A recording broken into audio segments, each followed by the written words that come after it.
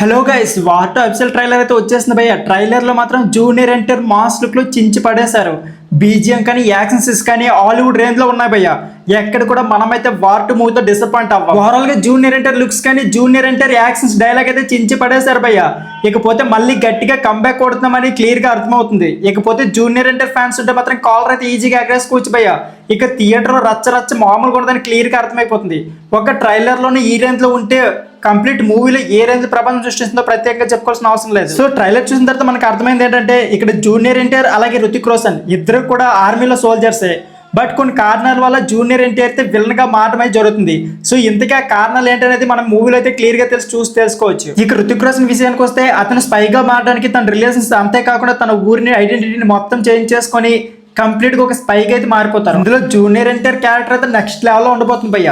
ఎందుకంటే ఎవ్వరు చేయలేని పని నేను చూసి చూపిస్తా అని చెప్పడంలోనే మనకైతే ఒక థ్రిల్లింగ్ ఎక్స్పీరియన్స్ అయితే కలుగుతుంది.